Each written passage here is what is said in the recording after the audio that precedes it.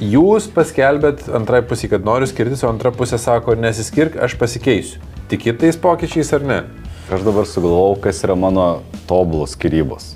Tai va šitam scenarijui, kad suveiks, Jo, čia žiauriai sudėtinga. yra beveik be šansų. Būk gera, bet atsakyk bent į visus mano keisčiausius klausimus apie praeitį. Dažnai pradedi minėti terapiją ir tiek anksčiau neminėdavai. Ar yra kažkas nutikęs su terapija? Ir aš klausiu, kodėl, nes kiti nusprendė skirtis ir išsiskyrė. Kuo jūs kitokie iš kitų?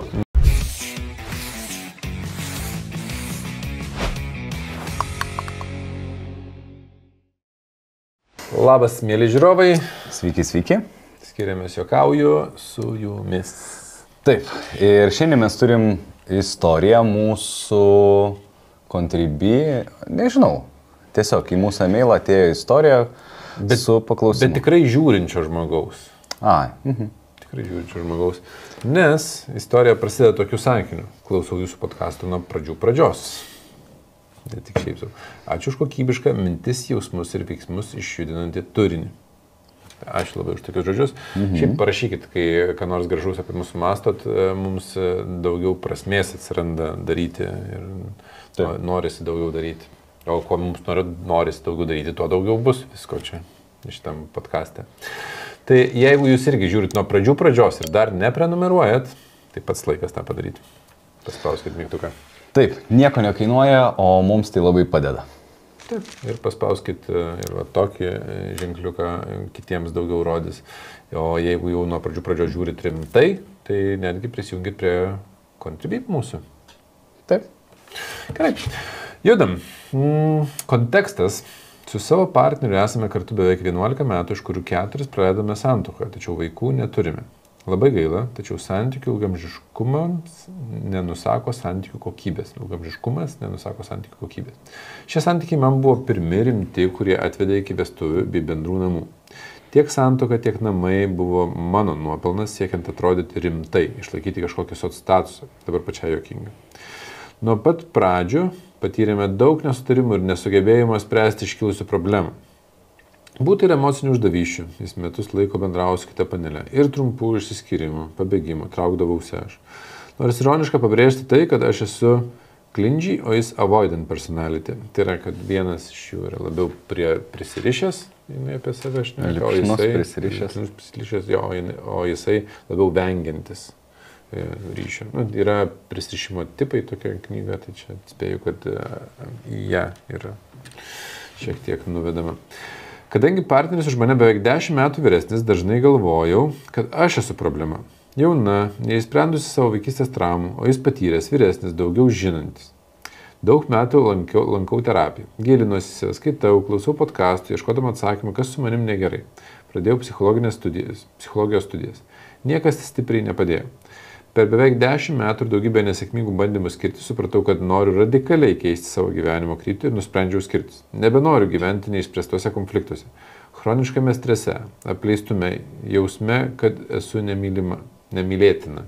Neteisingai perskaičiau, nemylėtina. Nebematau būdų geram pokyčiui. Dabar, kai pasakiau faktą, kad išeinu, jis prašo likti. Nenori skirtis, žada pokyčius, bet išvelgiu narcizmo lovebombing momentų. Gal esu ir neteisi. Lovebombing irgi yra toksai procesas, kada, žinai, lovebombing. Čia su narcisizmu siejamas dažnu atveju, kad kai susipažįsti su narcisistu žmogum, arba narcizu, buitiškai sakant, tai jie tave užmėto meilę, lovebombing toks yra, kad niekas kitas tiek jau neduos meilės, kiek aš dėmesio. Kad tu esi toks ant piedestalo, toks, tai čia į tai nukreipia. Nors lankėmės porų terapijoje prieš kelis metus, mums tai pasirodė per brangu, todėl dabar esame ten, kur esame. Abu darbo su santykiais neatlikome, intimumas sumažėjo iki minimumo, mylimės kartą per mėnesį maks. Emocinis ryšys išblėso ir supratau, kad pokyčiais nešviečia. Myliu savo vyrą, tačiau suprantu, kad mylėdama turiu jį paleisti, jei noriu aiškesnio ir kokybiškesnio gyvenimo. Vaikų, kurių su juo aš nenoriu. Žinau, kad šis sprendimas galiausiai bus naudingas ir jam. Klausimas. Čia dar nebuvo klausimo. Kaip palikti žmogų mažiausiai jį sužeidžiant? Kaip išeiti padarant kuo mažiau emocinės žalos savo partneriui? Tikiuosi, mano situacija bus ganėtinai aiški ir naudinga viešai panagrinėti.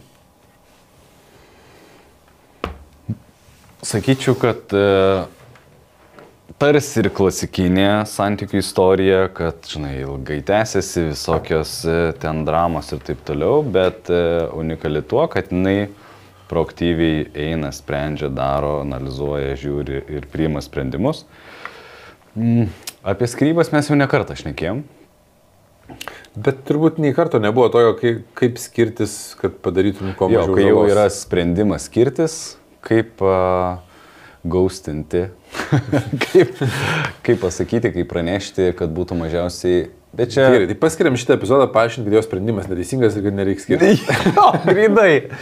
Kur čia yra trauma bondas, čia reikia pereiti visus šitus dalykus, nes nėra geresnio narcizo, kuris padarytų tave laimingą. Ne, aš iš tikrųjų tai niekada nežinau, čia geras ar negeras sprendimas, nes visi sprendimai yra ir geri, ir negeri, turi savyje ir to, bet, nu gerai, sprendimas yra. Ir žmogus nori skirtis. Antra pusė, nu, paanalizuokim pradžiai šitą dinamiką, kuri yra tikrai dažna. Vienas žmogus nori skirtis, kitas sako, nepalik manęs, aš tikrai pasikeisiu. Aš galvoju, gal reiktų pasiskirstyti, kaip čia, ne pozicijom, o stovyklom, kur vienas už, kitas prieš ir tada argumentuoti. Nes tai... O čia mes ar už ar prieš, aš nežinau, tai jeigu... Tipo, vienas reikia ir kaip teigiamą išsiskirimą daryti, kitas kaip tik nereikia teigiamą. Aš noriu dar žingsnis atgal. Jos klausimai yra tas, aš noriu skirtis, jisai sako, nesiskiriam, būkim kartu, aš pasikeisiu. Šita dinamika... Tu jau lendėjai į tokį gilų šulinį. Aš mėgstu gilumą, tai žinai. Tai jeigu... Palauk, atsakė, neatsilašinėčiau. Nesufoksuoja po to mūsų, sako. Tai jeigu taip įvyko, kad jūs paskelbėt antrai pusį, kad noriu skirtis, o antra pusė sako, nesiskirk, aš pasikeisiu. Tiki tais pokyčiais ar ne? Aišku, tikiu. Aš iš principo žmonėm tikiu. Žmonėmis. Nu gerai, jau turim stovyklas, mūsų stovyklas. Nes aš netikiu šitais pokyčiais. Eik, to aišku tikiu. Taursi, aš žinau, nežinau, ne šimtus, gal dešimtis asmenų, kurios skyrybų pranešimas pažadino. Ir? Nu ir jie prasidėjo. Ir jie pasikeitė? Nu tai vienas dalykas yra motivacija, kad išsaugoti santykius, bet dėl to jie daro kažkokius veiksmus. Ką reiškia pasikeitė? Aišku, pasikeitė. Kiekvienas traumatinis įvykis mus keičia. Paimkim tokį buitinį. Žiauriai netvarkingas esu. Dovilė sako, skiriamės. Viskas, būsiu tvarkingas. Būsiu tvarkingas aš ar ne? Nu, kažkurį laiką tai, bet... Ne, bet eventually tu suprasi, kad reikia dylinti. Tai reikia būti tvarkingas. Arba būti, nu, žinai, kraštutinumai. Arba kategoriškas aš būsiu toks, arba ne, visiškai pristaikysiu. Ir ne, nu tu ne išsiskirsi su antra, su trečia, su ketvirta, suprasi, kad, nu, blemba, gal vis dėlto aš kategoriškai mėtį ten belė kur daiktų nenoriu. Jo, tai aš sutinku, kad gali įvykti pokyčių į tą pusę. Tai visi breakthrough tokie momentai ir įvyksta su skausmingu atveju. Būna, kur neįvyksta. Ne, tai tu negali, žinai, jo pasakymą traktuoti kaip tiesa ar ne. Nu, žinai, aš keisiuosi. Nu, mes nežinom, bet... Aš turiu nuomonę iš to klausimu ir patirtį tokią, kad jeigu antra pusė sako, žinai, vienas pasako skiriamės, antra pusė sako nesiskiriam, aš pasikeisiu, tai kad santykis pasikeistų, įmanoma tik tokiu atveju, jeigu keisis abu. Jeigu aš, pavyzdžiui... Tu pats savo prieštrauji. Ne. Ką tik sakei, vis tu mokymus turi. Nereikia abiejų, kad keistusi, užtenka tau pasikeisti, darai įtaką kitam, kitas automatiškai keičiasi. Bet tu neišklausyk iki galo, nevaliduoji mano jausmų, aš turiu čia priekaištų apie mūsų santykį. Čia ką, čia gaslighting, kaip ten? Gaslighting? Ne, gaslightinimas tai čia kitas reikalas, bet išklausyk iki galo. Kodėl aš sakau, kad reikia abiejų, reikia ir to, kuris sako skiriamės noro keistis. Todėl, kad to, kuris yra paliekamas žmogaus, noras keistis yra sąlyginis dėl ultimatumo. Ultimatum, kad ir kaip pavadinsi tas skyrybą. Tai. Ir jeigu tik jį paliksi, tą paliekamą žmogų keistis, o aš ir toliau elgsiuos taip pat, kaip elgiausi, tai to pokyčio tvarumu aš abejoju labai stipriai. Dėl to aš ir sakau, kad reikia abiejų tuo metu noro, nes tas, kuris, nes kas būna dažnu atveju, kodėl aš į šitą vietą nuėjau, nes aš manau, kad, aišku, čia tik mano mąstymas, kad yra nemažai žmonių, kurie svarsto apie skyrybas ir būna pagrasina skirtis, kitas sako, aš pasikeisiu ir yra tikrai žmonių, kurie galvoja, tai ką tokioje vietoje, kaip tokioje vietoje elgtis. Tai jeigu jau jūs pagrasinot skirtis ir sakau pagrasinot, nes antra pusė sako, labombinot, nes sako, viskas, jau dabar jau pasikeisiu, nesiskirkim. Ir jūs sakot, gerai, rodyk, kaip keitiesi dabar. Taip. Tai va šitam scenarijui, kad suveiks, jo, čia žiauriai sudėtingas. Yra beveik be šansų. Jeigu tu sakai, jo, gerai, bandom, aš irgi stengsiuos toliau, kaip stengiausi, tai va šituo atveju, kai jinai sako, aš daug stengiausi ir jisai sako keisis, aš neatmetu, kad gal yra įmanomi pokyčiai. Tam, kad susiformuotų mūsų seksualumas pilnavertiškai, mane labai nustebino, kad yra 3 etapai. Tai pirmasis yra tas toksai romantinis etapas, kada... Dėstytojai sako, greitai reikia susirasti jums antrą pusę ir susituokti, nes po to būsit per daug išmintingi ir nebenorėsit. Taip. Čia toks, žinai... Yra tiesos. Šitie klausimai labai išblaivo pačioj pradžioj. Jeigu pradeda žmonės kalbėtis, jie labai išblaivo ir numuša tą įsimylėjimą. Tokį, okei, pasižiūrim, kaip čia dabar bus. Gyvena su vyru, kuris labai daug uždirba, bet jinai labai turi didelių problemų su savivertė. Natūralu, kad jai bus labai sudėtinga būti šalia vyro. Tokio, kuris uždirba, yra tam pasiturintis, matomas. Mes netmetam tos galimybės. Moteris, kuri pagimdžiusi, ką tik jinai nedirba, neuždirba, bet šeimą tai išlaikyti reikia. Ne, akivaizdžiai jos pusėje jinai čia. Žiūrėk, aš dabar sugalvojau, kas yra mano tobulos skyrybos. Nežinau, čia... Tavo su Agnė gal? Nežinau, Agnė nežiūrėk šitą epizodą. Bet aš pagalvoju, kas yra gerai. Kai žmonės, ar vienas, ar abudu nusprendžia skirtis, man atrodo pats blogiausias dalykas, kai užkerta, dialogą. Čia, žinai, tu taip spėlioji, net jeigu tu eini į terapiją, žinai, kas buvo, tu ten savo pasaulį tik matai. Tu turi pamatyti kito pasaulį. Ir įsivaizduok, viskas, mes jau išsiskyrėm. Tai davai lendam kartu ir tu man dabar atsakinėk į visus klausimus dabar jau be tabu. Ir va čia, man atrodo, yra toks, žinai, aukso ieškojimas šūdo kupetoj. Jo, bet čia yra ta vieta, kur aš esu, kaip tu mėgsti sakyti, kad mes biški sociopatai ir nežinau, kodėl sociopatizmą tu naudoji, ne, mes šiek tiek atitrūkę nuo vidurkio, vadinčiau, kiek mes norim gilintis į dalykus. Bet pavyzdžiui, jau ant manęs skersa padėjo ir aš sakau, būk gera, bet atsakyk bent į visus mano keisčiausius klausimus apie praeitį. Tai, žiūrėk, jeigu pora yra turinti vaikų, nes čia neturi vaikų, tai mano paaiškinimas yra praktiškai nenuginčiamas, kad aš sakau, žiūrėkit, jūs galite įsiskirti, bet santykiai jūs vis tiek būsit. Jums reikės... Jeigu turi vaikų. Jeigu turi vaikų. Tai. Tai tu skai šitoj situacijai. Šitoj poroj neišeina jo taikyti, sakau, bet šiaip, kai jeigu turi vaikų, tai viskas yra paprasta. Santykiai jūs vis tiek būsit, dėl to jums reikia mokytis atkurti santykį, net jeigu jūs sugriovėt santuoką, ar nusprendėt, kad jinai turi būti išardyta, ar vienas sugriovė, nesvarbu.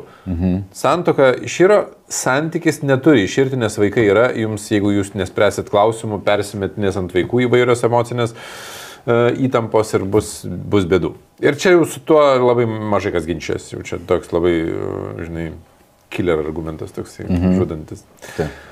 Bet jeigu pora yra, pavyzdžiui, tokia, kuri neturi vaikų, nėra dėl ko spręsti, ir tada aš vis tiek esu tos pačios nuomonės, iš tikrųjų mano nuomonė tai nepasikeitė. Net jeigu griūva santuoka, aš būčiau už tai, kad pora bandytų atkurti santyki, Tai yra gebėtų kalbėtis. Ir čia... Tu jau lendi tą kitą laišką, kurį mes gavom. Aš neskaičiau dabar. Paskui kitame epizode pamatysit, bet...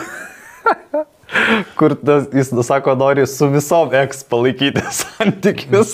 Ne, bet aš ir turėjau omeny tam tikras ribas, kad išsiaiškintumėm, kas yra įvykę.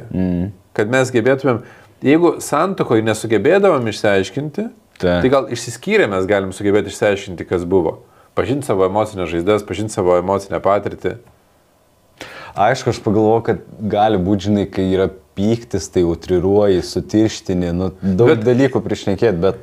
Bet ir aš suprantu, ant kiek tai yra neįmanoma, nes kai yra vaikų, tai būna taip, pačiam pirmame, iš to, kiek aš esu matęs, patyręs ir neturiu aš tai kažkokių statistinių duomenų, bet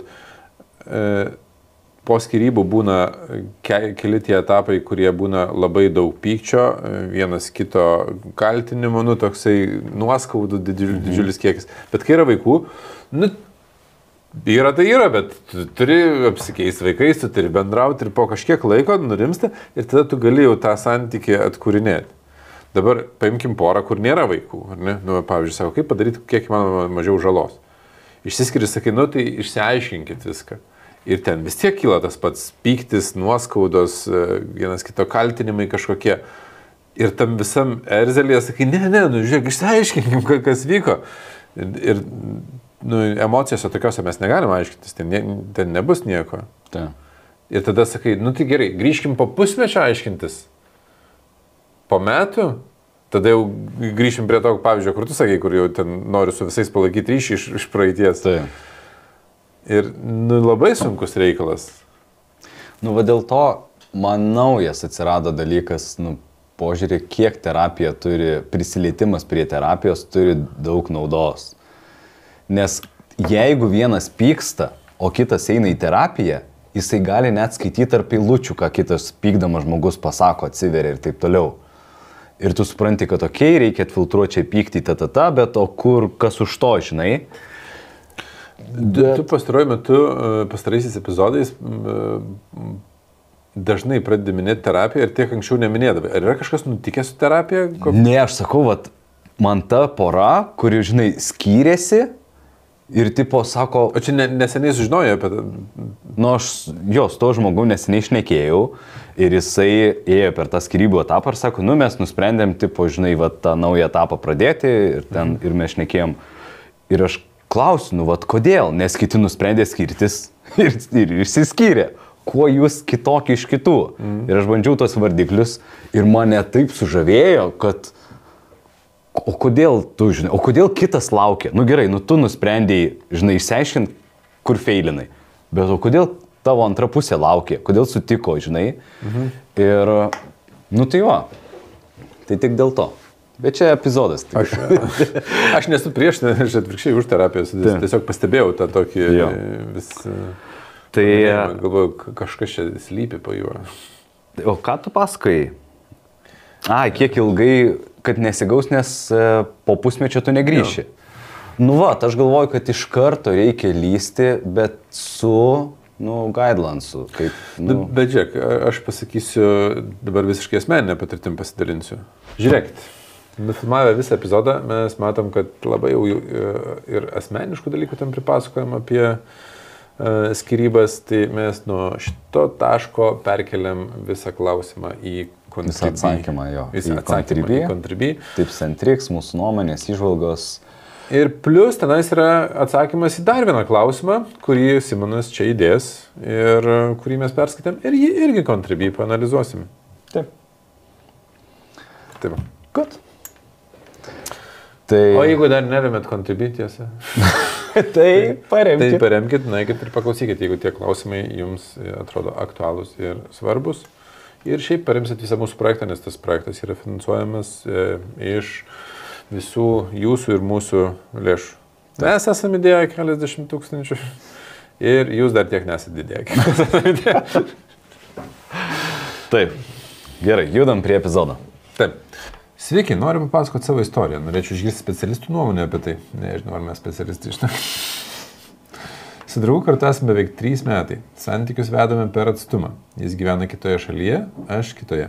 Aš planuoju netrukus kraustytis pas jį gyventi.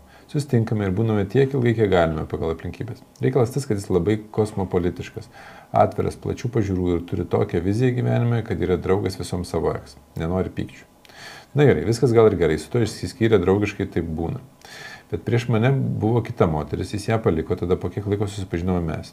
Ji buvo prieš jų išsiskyrimą ir turi jausmus iki dabar. Ji visada atvažiuodavo pas jį po skyrybų, draugiškai toliau bendrauti, bendravimas vyksta ir telefonu. Tai truputį pradžioje glumina. Galbūt aš esu siaurų pažiūrų, juk kvaila pavydėti, juk jis dievagojasi, kad myli ir aš esu ta moteris, su kuria nori gyventi, jie tik draugai. Bet taip atsitiko. Bet atsitiko taip, kad dabar turime didžiulį konfliktą dėl to. Jam nesnį buvo atlikta operacija. Jie atvažiavo pas jį, jam padėti savaitį. Jie rašo jam žinutės naktimis, kai mes esame su draugu kartu. Ir jis žino, kad mes esame kartu. Jį paviduliauja, jaučia stresą, kai aš būnu kartu su draugu. Bet jau praėjo 2,5 metų po jų skyrybų. Jie nori kartu su mumis važiuoti atostogauti. Jie nori būti mano draugė. Jam tai atrodo normalu. Aš paprašiau nubrėžti ribas, iki kokio lygo jie gali būti draugai, kad manęs neskaudintų. Beje, mano bendravimui su mano eks jis prieštarauja. Jis nenori daryti didelių sprendimų ar sumažinti bendravimą su jie.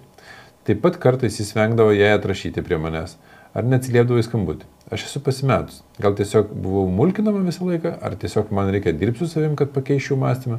Kalbu apie tas modernės šalis, kur likti gerais draugais, bičiuliais po skyrybų visiems yra normalus dalykas. Ačiū, jei pakomentuosit. Jeigu čia būtų psichoterapija, tai tada reikėtų klausti, o ką visą tai sako apie tave. Žinai, ir labai norėtųsi gauti laišką, kur 8% apie ją ir jos emocijas ir išgyvenimus. Bet vis tiek, paanalizuokim šitą paanalizuokim perskelę į Contribui. Ten buvo pažeidžiamumo mano, kad aš sakau, žiūrėk, aš supratau, kad ne viską mes bandėm, kad yra dalykų, kuriuo aš nesupratau apie santykius. Bet blemba, žinok, aš buvau šitoj situacijai. Rimtai? Taip. Nei glamonėjomės, nei bučiuojamės, nei mylimės, nei tik šnekam. Žmonės sako, tai padarom dabar pauzę. Kas iš tos pauzės, jeigu tu... Bet va čia tu negali įrodyti.